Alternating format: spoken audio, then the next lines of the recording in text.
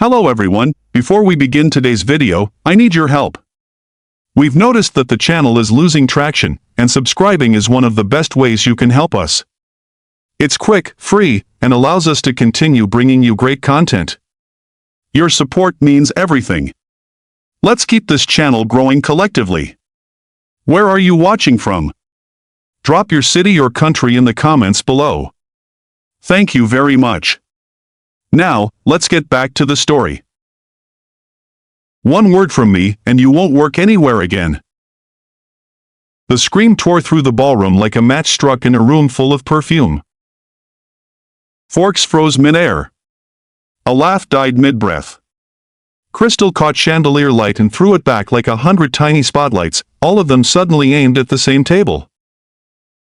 Veronica Hale stood half out of her chair in a red dress that looked poured on and weaponized. Mid-30s, the kind of polish that came from never hearing the word no unless it was followed by ma'am. Blonde hair arranged with effort meant to look effortless.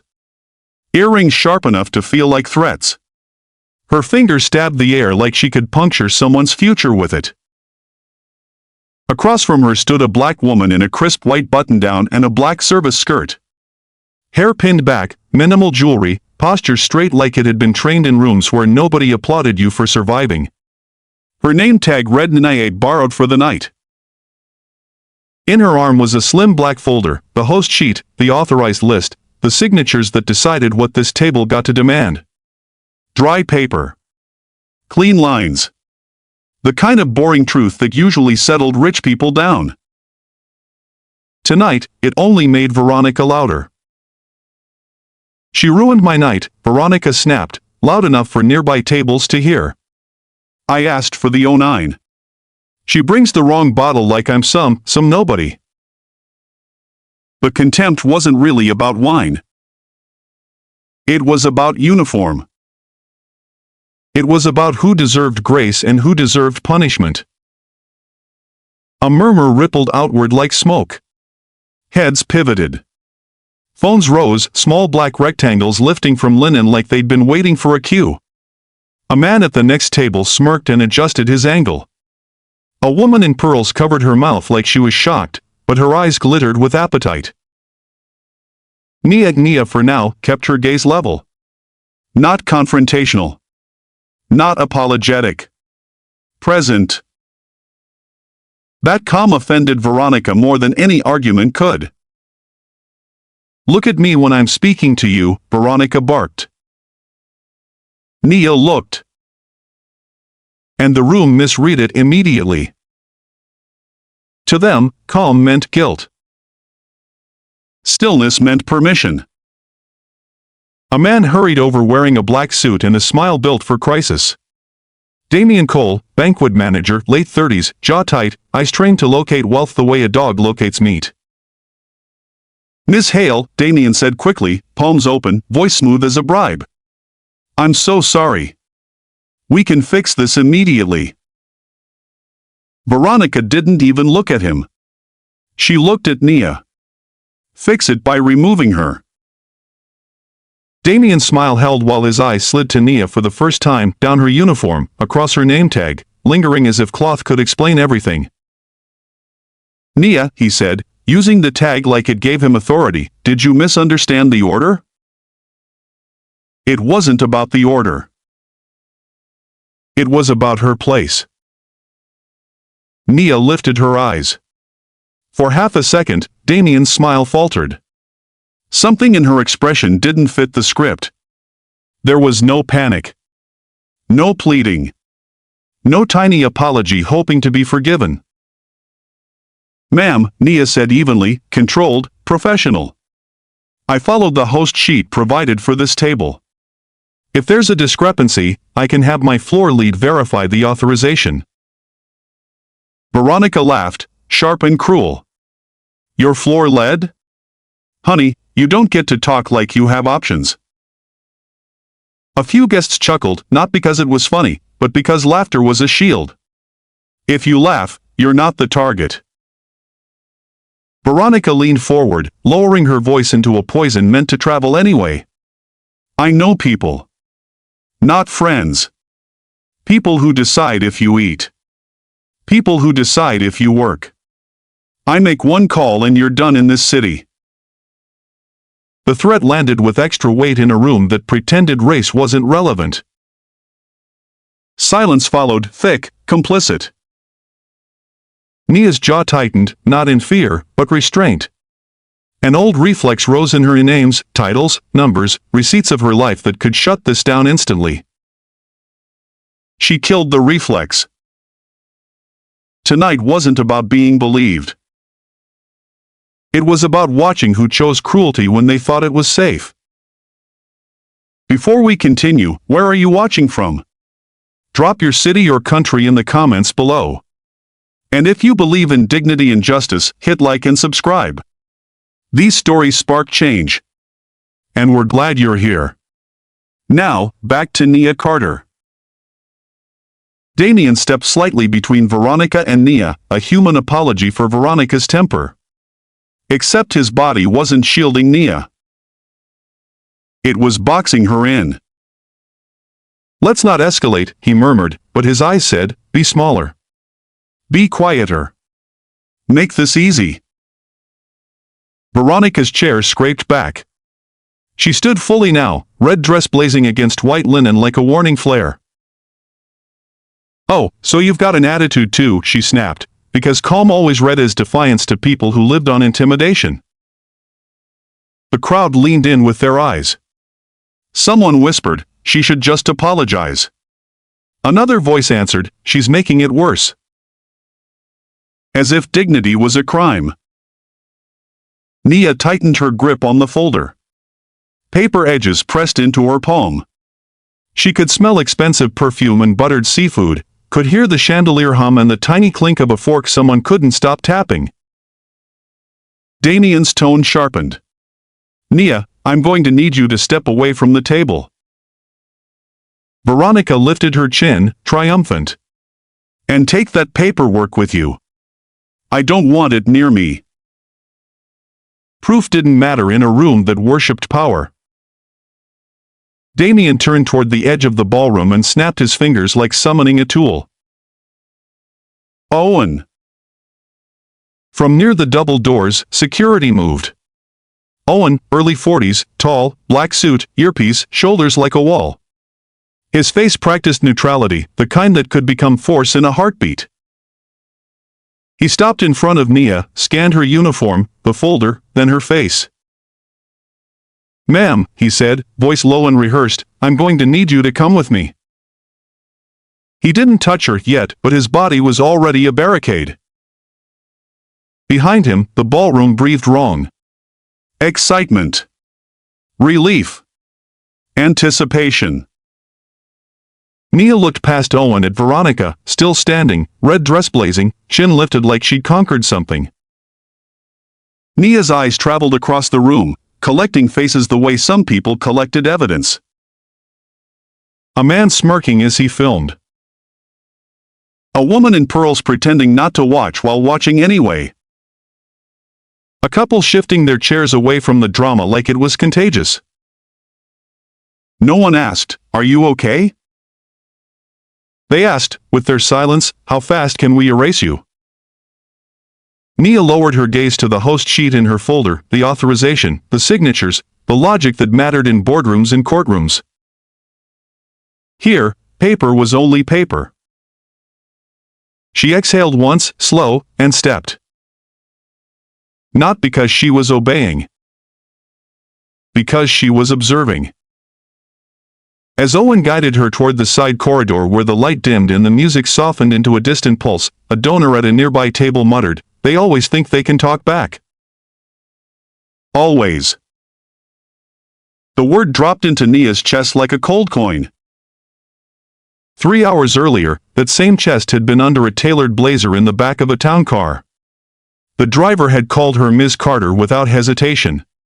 Her general counsel had asked on speaker if she wanted to end negotiations before dessert. Nia had said no. Not yet. Because this acquisition wasn't just about revenue and margins. It was about bones, how an organization treated people when no one important was watching. Whitmore Hospitality hosted tonight's gala. Prestigious. Polished. Loud about service excellence, quiet about the fact that excellence was carried on the backs of people who rarely got to sit down. The board wanted a buyer with deep pockets and clean reputation. They didn't know their mystery investor had chosen to arrive invisible. Nia had entered through the staff door. Hair pinned back. Minimal makeup. White shirt pressed sharp enough to cut. A fake name tag placed on her chest like a dare. The kind of dare only someone with real power could afford to make. Staff assumed she was a last-minute fill-in. Only one person had looked at her twice. Marisol Grant, the floor lead, mid-40s, voice calm, eyes steady. The kind of woman who could stop a kitchen from burning down with one sentence, and stop a manager from burning a person with one look. Marisol had looked at Nia's hands first. The lack of fidgeting. The grip that didn't tremble. "You've done this before?" Marisol asked. Nia answered the only way she could without ending the test. "I've been in rooms where people think they own the air." Marisol held her gaze a beat longer than necessary, then handed her the folder. "Follow the host sheet. Don't argue with guests. If they get loud, find me." And here they were. In the side corridor, glamour ended at the threshold. The air smelled like sanitizer and hot plates. The lighting was harsh, honest, unforgiving. Owen stopped near a service door. "We're going to resolve this," he said like it was a gift. "You can't speak to guests like that." Nia lifted her eyes. "I didn't speak to her like anything. I offered to verify an authorization." Owen's gaze hardened. Calm wasn't the same as compliant, and he didn't like that. Damien arrived breathless, smile gone. In staff lighting he looked younger, more afraid, because this hallway didn't let you hide behind chandeliers. "Why are you making this harder?" Damien snapped. "Do you know who that is?" Nia didn't answer. Because she did. Veronica Hale didn't just donate. She punished. People feared her not because she was right, but because she was willing to make calls. Damien lowered his voice. "You apologize. You leave. We handle it. That's the best outcome for you. For you. Not for truth. Not for fairness." Nia's eyes flicked to the corridor camera above them, blinking red, quietly recording. She noted the angle. Not because she needed proof. Because they needed consequences. "Is there a written policy," she asked calmly, "that allows a guest to threaten someone's livelihood?" Damien scoffed. "Policy? This is a gala. These are donors." Nia didn't blink. "So no." The silence after that was small, but clean. Owen shifted his weight. Damien's face tightened. They didn't like questions that forced them to name what they were doing. Damien glanced toward the ballroom doors as if Veronica's voice could burn through drywall. "I'm calling my GM," he said, voice clipped. "You're going to wait here." He walked off, already dialing, already rehearsing a version where he looked like a hero. Nia stood with Owen, folder tucked against her side. Music thumped faintly through the wall, a heartbeat that didn't belong to her. She could have ended this with one call. She didn't.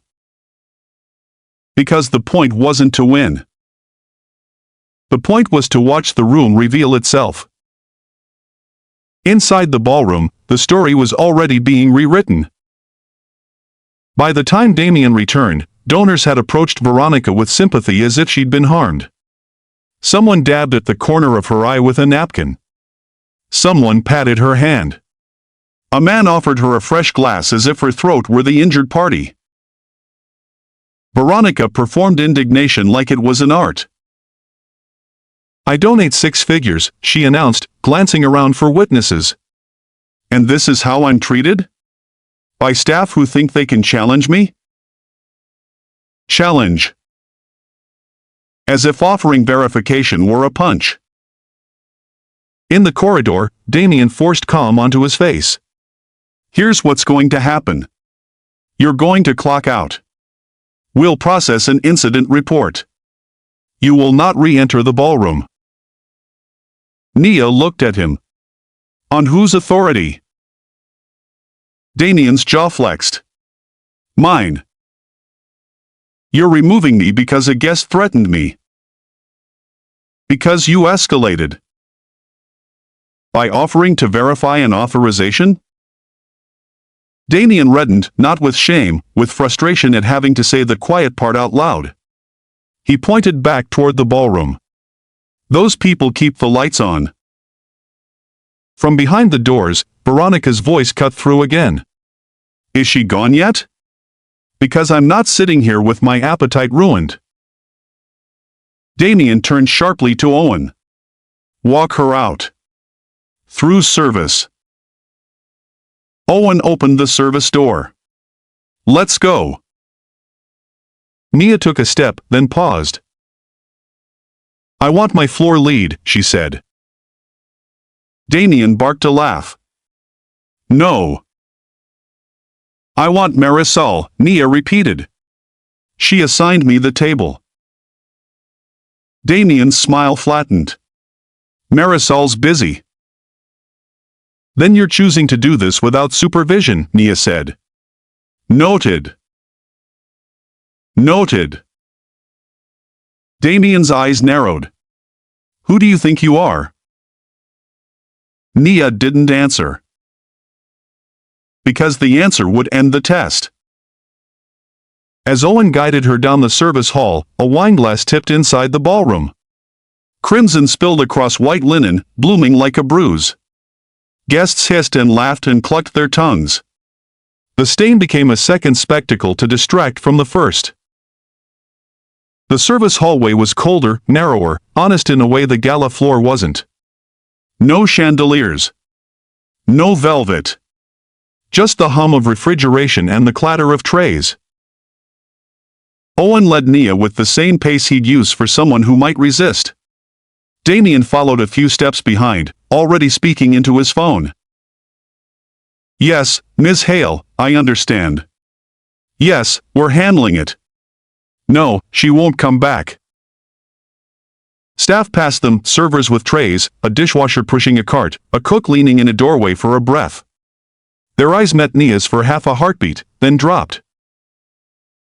Not because they didn't care. Because caring in public was dangerous. They stopped near a time clock and a stack of linens. "You can sign out," Owen said. Nia didn't move. "I want an incident report filed for the threat." Damien snapped his phone shut. "Are you trying to make this worse? Do you want her to go online and say we mistreated her?" "She mistreated me." She was upset. "So you're normalizing it." Damien stepped closer, lowering his voice like advice. "Listen. If you want to keep working in hospitality, you don't fight people like her. You smile. You apologize. You survive." Survive. That word wasn't about jobs. It was about swallowing humiliation until it felt normal. Nia looked at him with disappointment sharpened into something dangerous. "Is that what you tell your staff?" "I tell them what works." "What works for you," Nia corrected. A door opened down the hall. Marisol stepped out with a clipboard and a headset, shoes built for long nights, eyes built for truth. She took in the scene in one glance, Owen positioned like a wall, Damien crowding, Nia still standing straight. Marisol's gaze flicked to the time clock, the camera, then to Damien. "What's going on?" Damien exhaled hard. She argued with a guest. "Ms. Hale. Big donor. We're removing her." Marisol's eyes snapped to Nia. "You argued?" Nia didn't defend with emotion. "I offered to verify the host sheet." Marisol's jaw tightened. "And the guest threatened her?" Damien hesitated. "She said some things." Marisol's voice stayed controlled. "Did she threaten her job?" Silence answered. Marisol nodded once. Then she turned to Owen. "Step back." Owen blinked. "Ma'am?" "This is my floor," Marisol said. "Step back." Owen moved half a step. Damien bristled. "Marisol, you don't understand who this is." Marisol looked at him. "I understand exactly what this is." Then she turned to Nia. "Are you okay?" It was the first time anyone had asked. Nia nodded once. "I'm fine." Marisol's eyes lingered. "Good. Because you're not signing out. Not like this." Marisol walked back toward the ballroom. Damien followed, protesting in clipped whispers. Marisol didn't slow down. The ballroom doors opened, and the heat of attention hit them like a spotlight. Veronica was still standing. When Veronica saw Nia return, outrage lit her face like someone had insulted her by allowing Nia to exist in public. "I said remove her," Veronica snapped. Marisol stepped between Veronica and Nia. "Ms. Hale," Marisol said calmly. "Marisol Grant. Floor lead." Veronica looked her up and down. "Good. Then you know what to do." "I do," Marisol replied. "I'm here to stop this." "Stop what?" Veronica laughed. "The threat," Marisol said. "The harassment. The attempt to get an employee fired because you didn't like being told we'd verify an authorization." Veronica's eyes widened. "Harassment? I'm the one being disrespected." "Then we'll address it properly," Marisol said. "We'll verify the authorization. And we'll document the incident." Damien tried to jump in. "Marisol." "Not now," Marisol said, without looking at him. Veronica sharpened her voice. "Do you know who I am?" "I know what you're doing," Marisol replied. Veronica straightened, performing for the room. "I'm a donor. I fund people's salaries. I make calls." "And none of that gives you the right to threaten someone's livelihood," Marisol said. "She looked at me like I was nothing," Veronica snapped. Marisol's voice stayed steady. "What you experienced was a woman holding her posture while you tried to break it." The room went quiet enough that silverware sounded loud. "You can be upset about service," Marisol continued. "But you cannot say one word from me and you won't work anywhere again." Veronica hissed, "I'll have you fired too." Marisol didn't flinch. "You don't have that power." Damien's phone buzzed. He glanced down, and color drained from his face. "Mr. Whitmore's on his way up," Damien said, voice tight. A hush rolled through the tables. That name mattered. The ballroom didn't quiet because people suddenly found respect. It quieted because power had entered the room. The double doors opened wider this time, like the building itself was making space. Charles Whitmore stepped in. Mid-50s. Charcoal suit. A calm that didn't ask permission. Behind him, two assistants, a woman with a tablet, and a tall man carrying a leather portfolio. Their eyes swept the room like cameras recording, not impressed. Damien visibly shrank. "Mr. Whitmore, sir, this is a misunderstanding." Whitmore didn't look at Veronica first. His gaze moved past the stain, past the hovering phones, past owners holding their breath like they could pay oxygen to pause. He looked straight at Nia. He'd seen her face on a dozen video calls, sharp, unmistakable, even without the blazer and the title. The uniform didn't fool him. It only explained the silence. "Ms. Carter," he said, clear and unmistakable. The name cracked the room. Phones lowered by instinct. Someone's hand trembled and bumped a glass.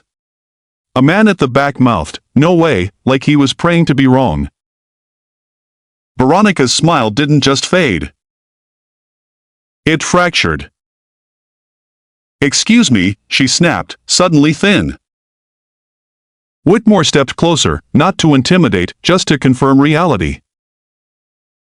"I've been waiting to meet you in person," he said to Nia. "We're honored you accepted the invitation." Damien's face drained to linen. Owen straightened as if his spine remembered cameras exist. Veronica pushed forward, laugh forced, eyes bright with panic. "Charles, darling, thank God you're here. This staff member, she's been." Whitmore finally looked at Veronica. His stare wasn't angry. It was colder. "Miss Hale," he said. "What happened?" The question wasn't an opening. It was an audit. "She was rude," Veronica insisted, gesturing toward Nia like pointing at a stain. "I donate to this cause. I was disrespected. I simply asked that she be removed." Whitmore's gaze slid to Damien. "Removed for what?" Damien opened his mouth. Nothing came out clean. Nia spoke before he could invent. "I followed the host authorization sheet," she said evenly. "When there was a complaint, I offered to verify it with the floor lead. I was threatened with being blacklisted from employment. An attempt was made to escort me out through service." Veronica scoffed too quickly. "Threatened?" "I was upset. People say things." Nia turned her head slightly toward the crowd. Many people heard it. Phones that had been weapons now looked like liabilities. Whitmore's assistant tapped her tablet, pulling timestamps. The legal man cracked his portfolio open. Whitmore nodded once. "We'll review footage." Veronica's voice rose, desperate. "Charles, are you seriously entertaining this? She's staff." Whitmore's reply came like a door locking. "She is not staff." The room held its breath. Nia stepped forward half a pace. Not to loom. To be heard. "I'm Nia Carter," she said, calm as steel. "CEO of Carter Meridian Capital." A ripple moved through the tables, shock, recalculation, regret arriving too late. "I was considering acquiring your events division," Nia continued. "Tonight was meant to show me your culture." Nia looked at Whitmore. "I'm pausing negotiations." It wasn't a threat. It was a decision. Damien swallowed hard. "Miss Carter, I didn't know." Nia's gaze stayed level. "That's the point." Veronica stepped closer, voice too bright. "This is ridiculous. You're going to tank a deal because of one moment?" "One moment is how people behave when they think there are no consequences," Nia said. "Tonight I watched consequences get assigned to the wrong person." Whitmore turned to Owen. "Security, please escort Ms. Hale out." Veronica's face snapped to him. "Charles. You can't." "You will leave," Whitmore said. Veronica looked around for allies and found only people suddenly fascinated by their napkins. Owen moved, this time with his shoulders less sure, eyes avoiding Veronica's. Veronica jerked her arm back. "Don't touch me," she hissed, then pointed at Nia like rage could rewrite reality. "You think you've won?" Nia watched her like watching a door close. "I think you've shown everyone who you are," Nia said. "That's not winning. That's clarity." As Veronica's heels clicked away and the red dress vanished beyond the doors, the ballroom exhaled, too late, and not for the right reasons. Whitmore turned back to Nia, "Careful now. Ms. Carter, please. Let's speak privately." They moved into a conference suite off the ballroom, glass doors, soft lighting, a long table meant for contracts that changed lives quietly. Whitmore entered first, then Nia, then the legal man, then the assistant with the tablet. Damien hovered at the threshold like he knew he didn't belong but couldn't afford to leave. Marisol stood near the door, hands clasped, posture steady. Whitmore cleared his throat. "I'm deeply sorry. That is not who we are." Nia placed the folder on the table with 2 fingers, like setting down a scalpel. "It happened on your floor," she replied. "So it is who you are until proven otherwise." The legal man opened his portfolio. "We can address this immediately. We can offer assurances." "Assurances aren't culture," Nia said. "Systems are." She looked to the tablet. "You pulled footage?" "Multiple angles," the assistant said. "Audio is clear." Nia turned to Damien, who flinched. "Damien Cole," Nia said.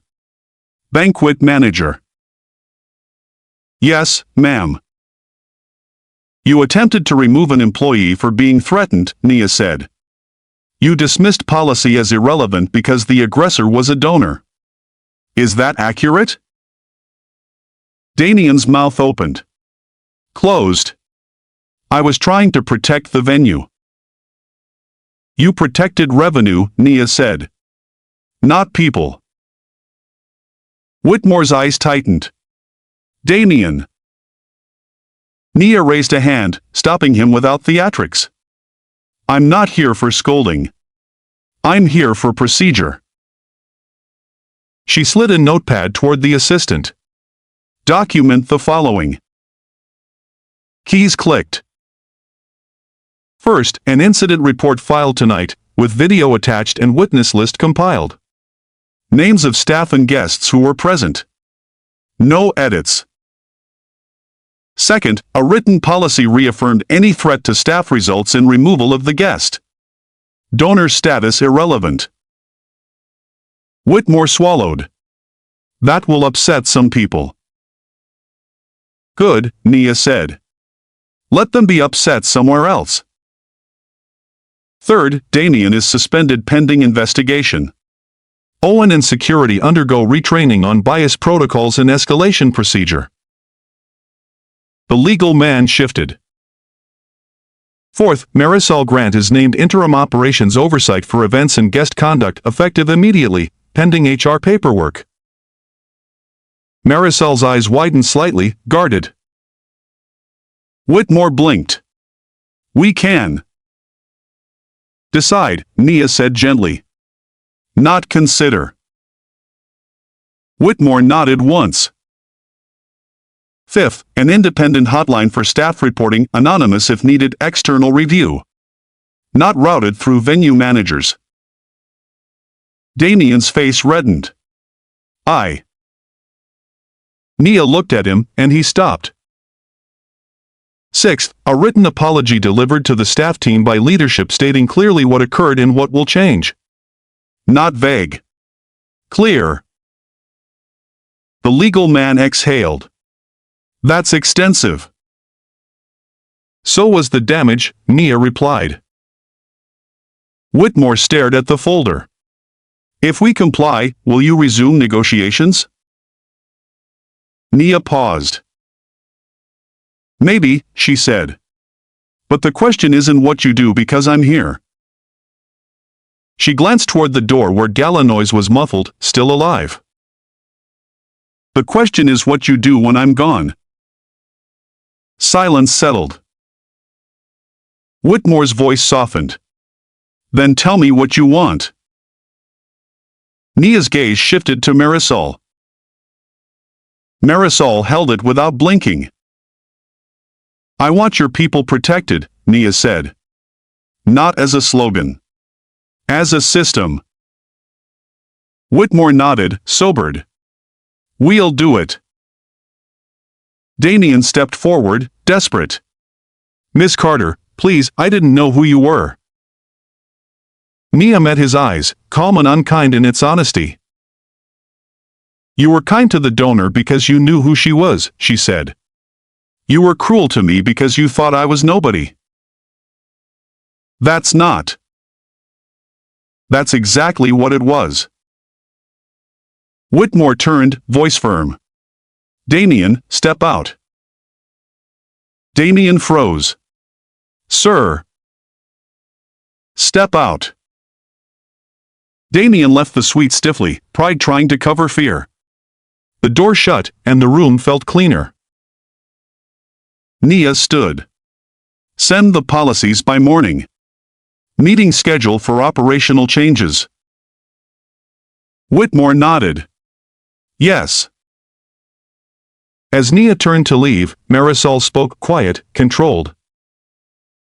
Ms. Carter. Nia paused. Marisol's voice wasn't soft. It was steady, like a hand stopping you from stepping into traffic. Don't let them turn this into a spectacle, Marisol said. Make it about protection. Otherwise it's just power punishing power. That line hit Nia harder than Veronica's scream. Because it was true.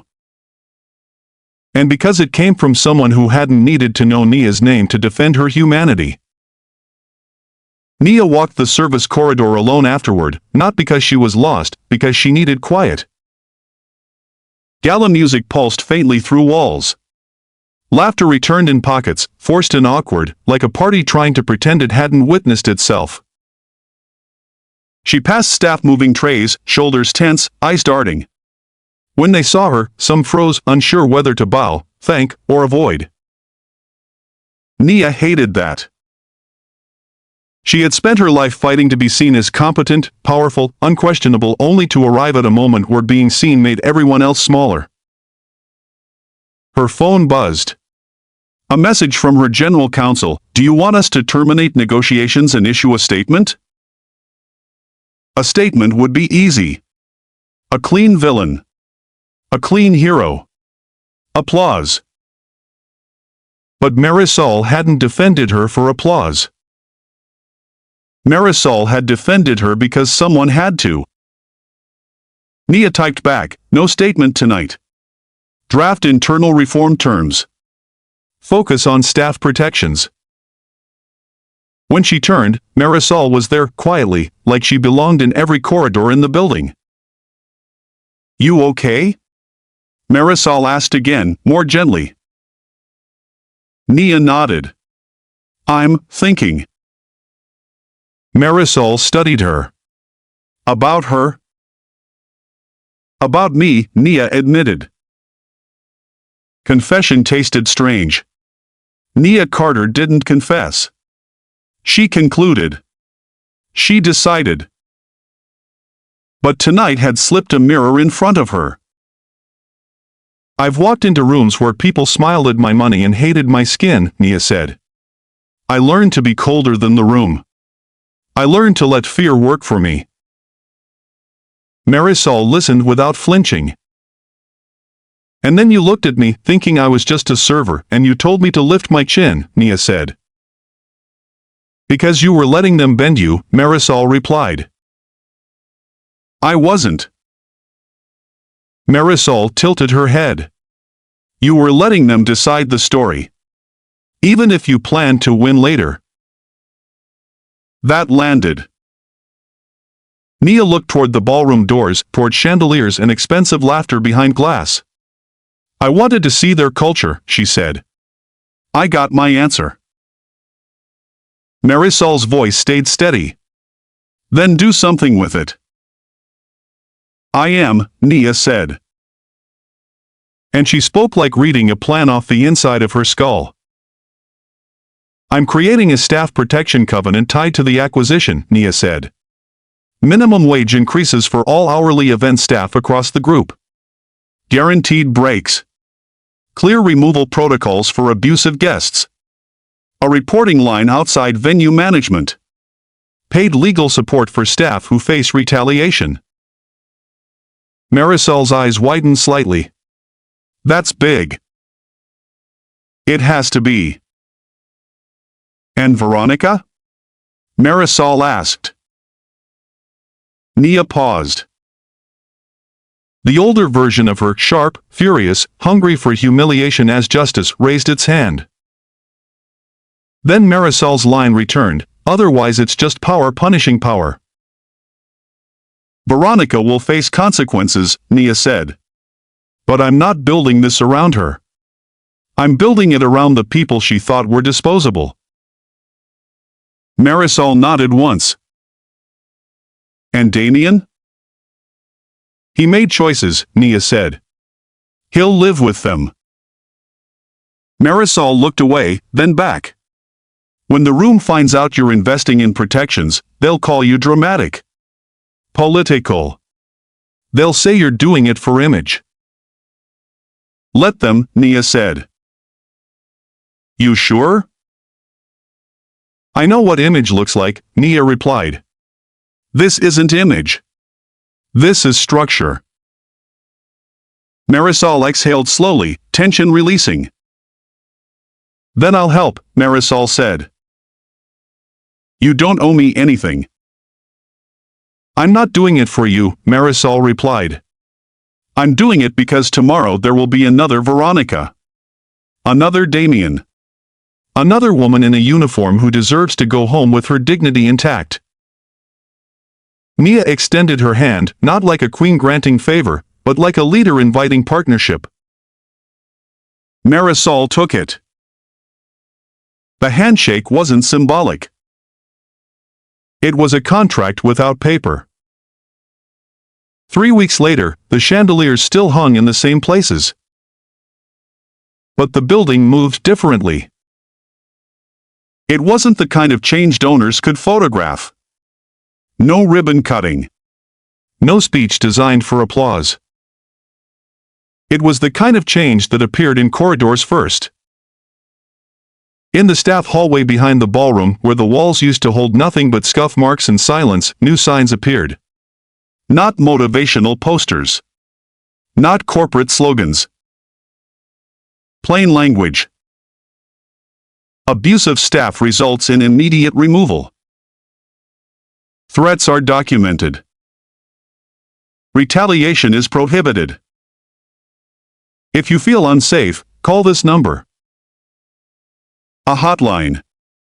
Independent. External. Real.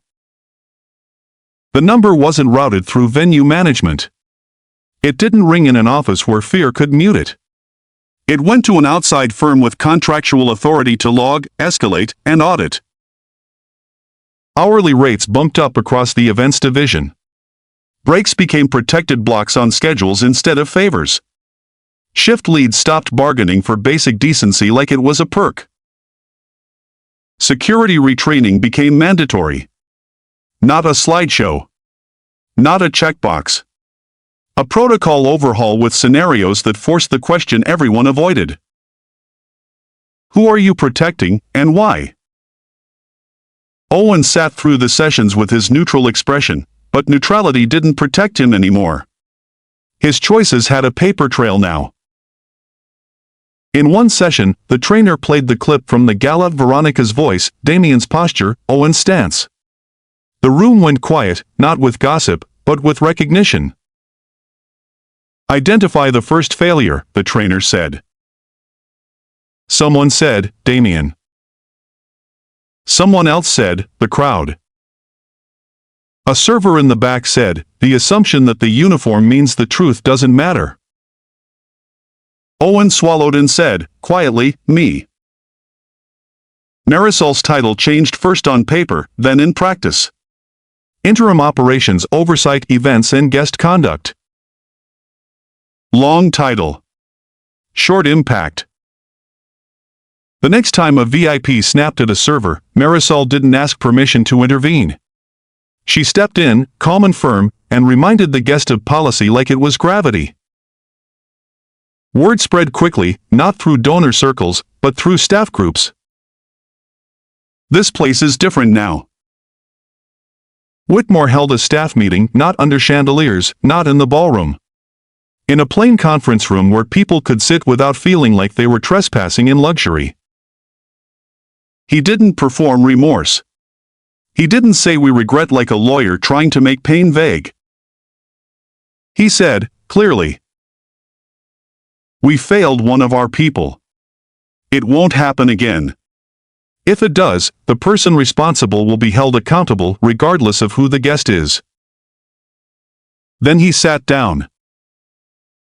Not as humility theater. As a sign the room wasn't built to worship him. The first enforcement report was ugly.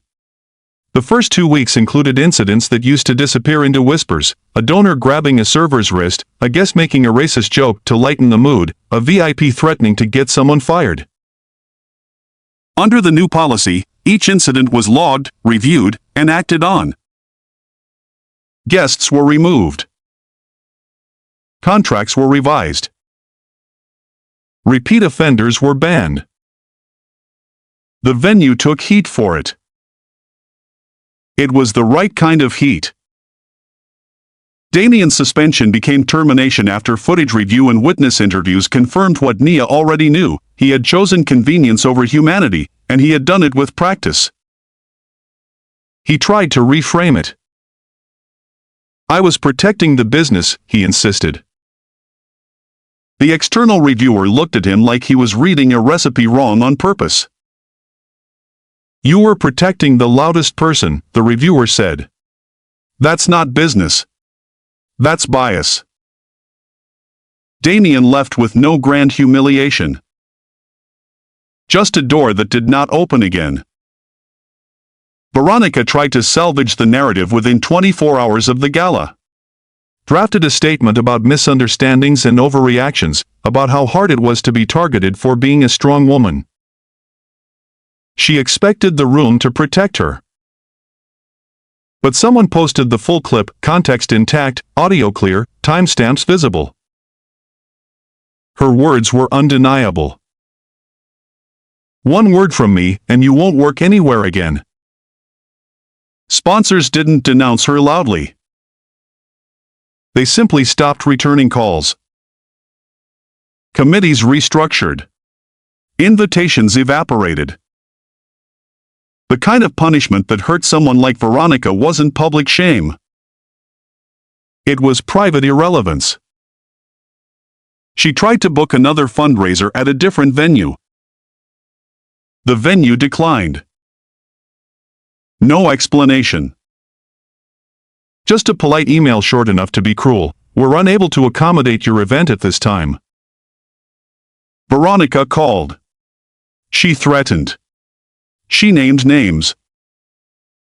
The venue didn't move. For the first time in her life, a door stayed closed because of policy, not fear. In a boardroom on the top floor, where the windows made the city look like it belonged to whoever could afford the view, Nia sat across from Charles Whitmore again. This time, tailored suit. Hair down. No alias. No name tag. Whitmore slid the acquisition packet across the table. "We implemented every condition," he said. "Not because of fear. Because we were wrong. Nia didn't smile. Show me the audit framework, the baseline logs, and the first enforcement report, she said. Whitmore handed them over. Quarterly going forward, with external review. The first full audit lands at quarter end. Nia flipped pages. Procedures. Incident logs. Enforcement entries.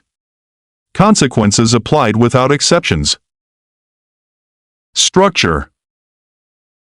She looked up. Good. Whitmore hesitated.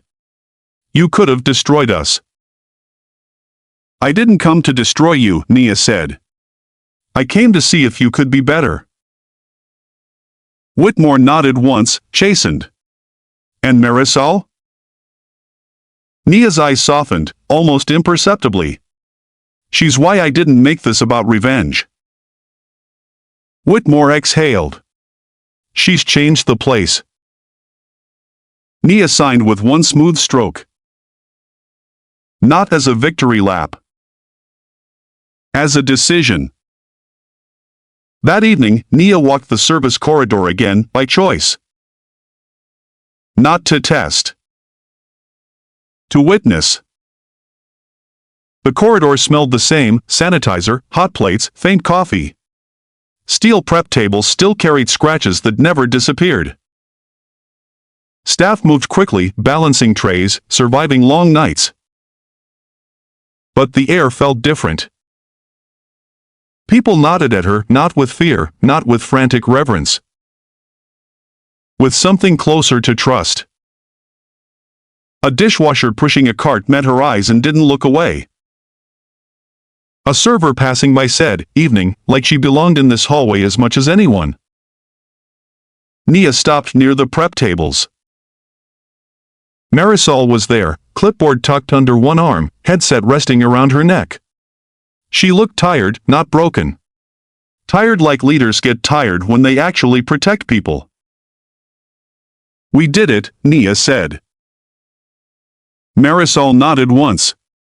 Protect the next one. Nia nodded back, firm. Not performative. Committed. Because justice didn't need a microphone. It needed structure. And sometimes the most powerful thing a black CEO can do isn't make a room fear her. It's make a system stop fearing human dignity.